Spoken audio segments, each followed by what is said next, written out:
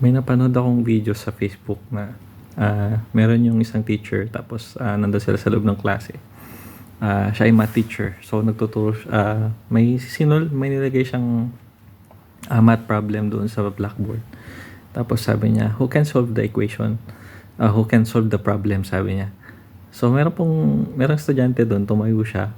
Tapos pinuntahan niya yung bisara. Tinignan niya yung problema. Tapos ang ginawa niya, instead na sagutin niya yung problem, binura niya yung problem. So, medyo natawa ako at nakarelate kasi talagang mahina din naman talaga ako sa math.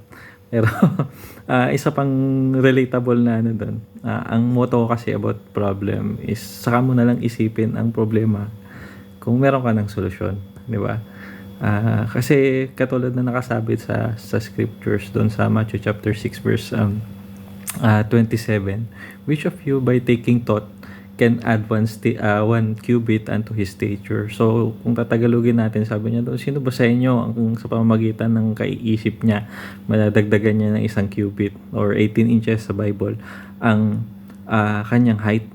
So, kahit na anong gawin mo, kung maliit kang tao, kahit anong gawin mo kaiisip, kahit anong lundag mo tuwing New Year, hindi ka tatangkad kung yun talaga yung height mo. Tabi-tabi po. Ayun lang. Lahat tayo, mayroon tayong problema, di ba? Yung iba sa atin galing lang sa problema, yung iba sa atin nasa loob ng problema, yung iba sa atin papasok sa problema. So, pagka mayroon kang problema, you should rejoice, di ba? Kasi sabi nga, ang mga taong walang problema, mga patay ng tao, mga patay, di ba? Kasi you should rejoice because you are still living. And itong mga hardships na to, itong difficulties na to, anumang mga conflicts na nakikita mo, yung mga bagay na yun ayaw ng Panginoon para sa atin. Kasi sabi dun sa James chapter 1 na do not err, my beloved brethren, every good and perfect gift come from above. So ibig sabihin, si God, ang gusto niya lang sa atin is what is best, what is good, what is perfect. At itong mga problema to is actually nanggagaling din sa atin. At minsan, pinapalaki ni Satan. So inaalaw ni God itong mga problema na to para i-acknowledge natin na we do not have all the answers for this problem. At ma-realize natin na meron din tayong mga pagkakamali na nagre-resulta sa mga problema. At higit sa lahat, ma-realize natin that there's only one solution palagi sa lahat ng problema natin. So, what you have to do is to pray, to trust in the process of the Lord.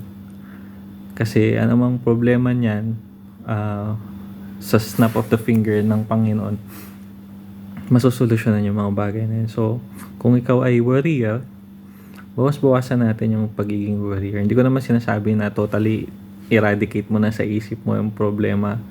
But God has given you the intellect. Actually, pag-perceive ng problem is God-given. Diba? Meron kang intellect na na-acknowledge mo na merong problema or pwedeng magkaroon ng problema. So, yung pagkakaroon din ng answer, si God din ang nagbigay sa atin ng skills to solve problems. So, kailangan nating i-acknowledge si God sa mga bagay-bagay that natatanggap natin, mga bagay-bagay na problema man yan, solusyon man yan. Ang problem is nandyan to be solved by God, who is always the solution sa mga problema natin.